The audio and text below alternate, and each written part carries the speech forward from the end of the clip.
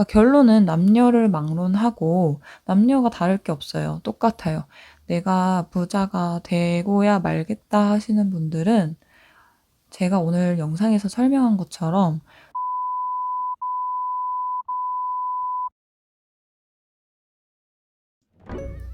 결혼하는 지인들 이야기를 들으러 식사 자리에 갔다가 궁금해서 가끔 물어보는 질문이 있습니다.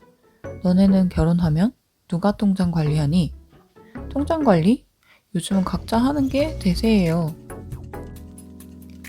저는 이 대답을 듣고 나서 몇 명은 그럴 수 있겠다라고 생각했는데 생각보다 많은 예비 부부들 또 부부들이 통장 관리를 각각 하고 있는 것을 알게 되었습니다.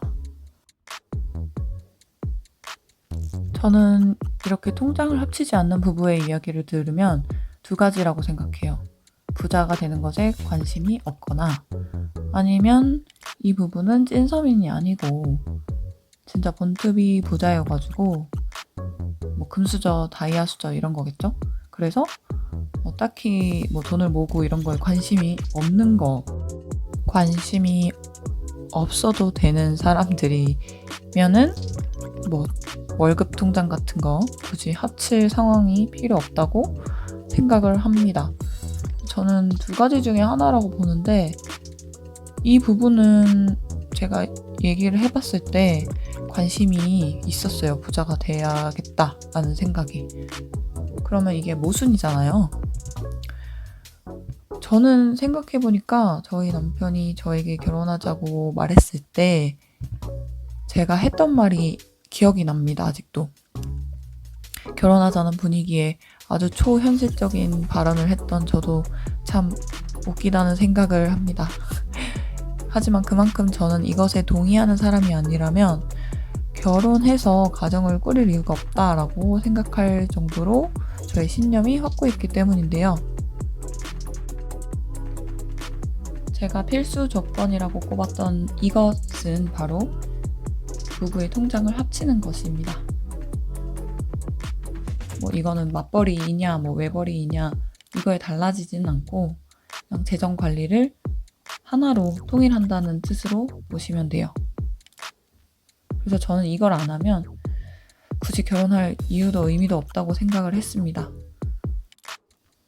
누가 들으면 너무 단호하고 약간은 무식하다라고 표현할 수도 있겠는데 이상한 건 저는 이게 당연하다고 생각을 예전부터 결혼 정년기 이전부터 해왔던 것 같아요.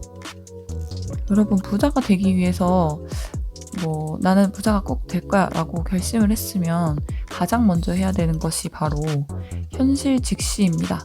지금 내가 어느 정도의 위치에 있는지를 봐야 to be 미래에 어느 정도까지 올라갈 것인지 이제 목표 설정이 가능하거든요.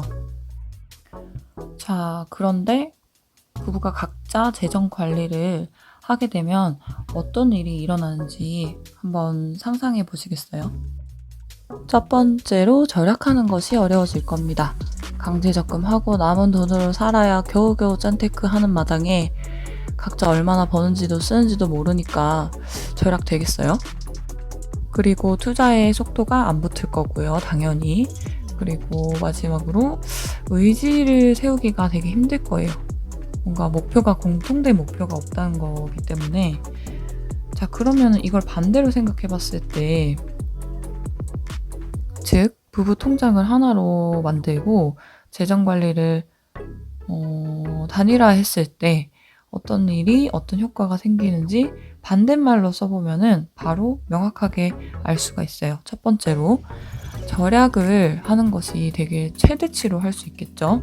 둘이서 이제 정확하게 얼마가 남는지 보일 수가 있으니까. 그리고 투자의 속도가 매우 빨라집니다. 눈덩어리가 빠르게 커지는 순간이 바로 조금이라도 더 큰 눈덩어리를 굴렸을 때의 일이기 때문에 투자가 점점 더 드라이브가 걸릴 거고, 또 한 사람이 좀 힘들어질 때 상대방이 독려를 할 수가 있고 서로 마인드 컨트롤이 가능하겠죠. 그래서 의지력이 계속 유지될 수 있습니다. 그러니까 결론은 남녀를 막론하고 남녀가 다를 게 없어요. 똑같아요. 내가 부자가 되고야 말겠다 하시는 분들은 제가 오늘 영상에서 설명한 것처럼 두 사람의 통장을 합쳐서 한 사람의 명의로 관리를 해야겠죠. 그래서 한 사람이 모든 재정을 관리하는 것에 동의하고, 물론 오픈해서 서로 공유는 해야겠죠. 비밀로 하면 안 되고. 그렇게 해서 공동의 목표, 즉 부를 향해 갈 수 있는 그런 분과 결혼하시는 것을 저는 말씀드리겠습니다.